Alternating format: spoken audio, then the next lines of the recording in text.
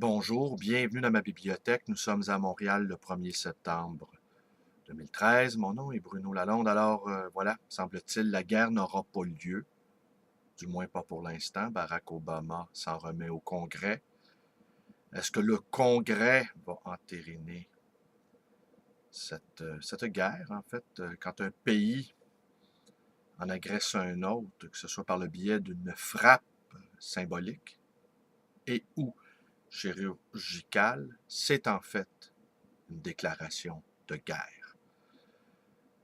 On ne le dira pas parce que maintenant le sens des mots a été dévoyé. On ne dira pas que c'est une déclaration de guerre, on va simplement trouver d'autres mots.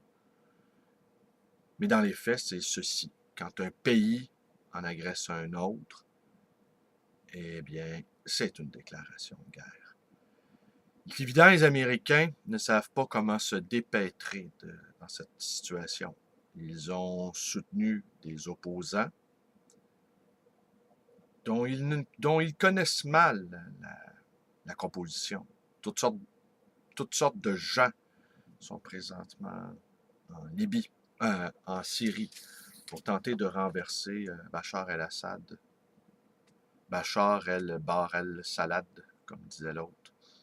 Et c'est une boîte de Pandore que les Américains répugnent à ouvrir et on les comprend. Alors Obama, ne sachant pas quoi faire, selon la formule consacrée, il donne du temps au temps. Donner du temps au temps. Quand on ne sait pas quoi penser ni comment agir et qu'on a la possibilité d'avoir encore du temps pour réfléchir, eh bien, ça peut être très utile et d'autant plus que parfois les événements viennent à modifier le cours de notre réflexion et parfois même les événements apportent des solutions là où la volonté aurait été impuissante. Aussi, ce matin, j'ai vu sur ma page Facebook trois jeunes femmes qui ont été je ne dirais pas des amoureuses, une que j'ai aimée en tout cas, des amoureuses à l'adolescence et sont devenues des femmes d'un certain âge maintenant, comme moi. Et je trouvais ça étonnant, on ne se quitte plus finalement grâce aux réseaux sociaux, on ne se quitte plus grâce à Facebook. On retrouve tout le monde, enfin tout le monde qui est encore vivant. Et on se retrouve et on s'envoie comme ça des petits signaux, des petits clins d'œil, des petites salutations. Et je songeais, dis-je, combien ces jeunes femmes ont été, sans le savoir, assez importantes dans ma vie. Je me souviens d'elles, elles étaient des adolescentes pétulantes, pleines de vie, audacieuses, courageuses, généreuses. Elles étaient comiques également, elles avaient un grand sens de l'humour, elles étaient pleines de sagacité, pleines de curiosité. Et beaucoup d'entre nous, les garçons, on étions lourds, pâteaux, maladroits, mais très, très désireux d'entrer en contact charnel avec ces jeunes femmes généreuses. Cette période de l'adolescence, hein, où en fait, on est à notre apogée à tous les points de vue presque. Notre force d'indignation est intacte. Notre colère est intacte. On voit toute la fausseté qu'il y a partout. On ne sait pas encore tricher, on ne sait pas encore devenir des adultes. On ne sait pas encore donner du temps au temps. On vit dans le moment présent, intensément. On roule à 200 à l'heure la nuit. On absorbe toutes sortes de substances. Enfin, pour les plus curieux, les plus hardis.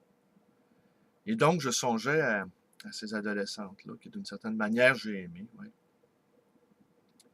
Et je me disais, elles m'ont sauvé la vie, ces femmes-là, sans le savoir. La chaleur de leur corps, la chaleur de leur amitié. De pouvoir comme ça les prendre dans mes bras, d'avoir accès à leur bonté charnelle,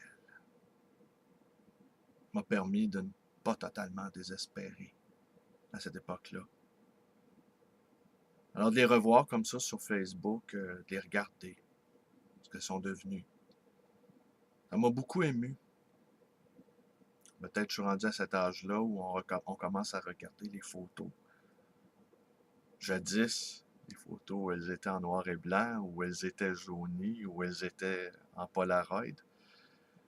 Maintenant, elles sont disséminées partout sur les écrans. Mais notre jeunesse, elle, s'est envolée également. Alors, nous sommes à Montréal, on est le 1er septembre. Je n'en dirai pas davantage aujourd'hui. J'avais simplement envie que vous sachiez que des êtres humains nous sauvent sans le savoir. Par une sorte de générosité inconsciente, une sorte de générosité folle qui n'a pas dit son nom. Il faut rester dans la joie d'être vivant, la joie d'avoir un corps, la joie. Ben la joie, là, c'est important dans la vie. C'est important de construire sa joie. C'est important de se donner les moyens d'avoir une joie forte et de se détourner de tous ces esprits chagrins, moralisateurs, qui encombrent un peu trop l'espace. On le sait que la vie est difficile. Inutile d'en rajouter. Je vous remercie d'être avec moi.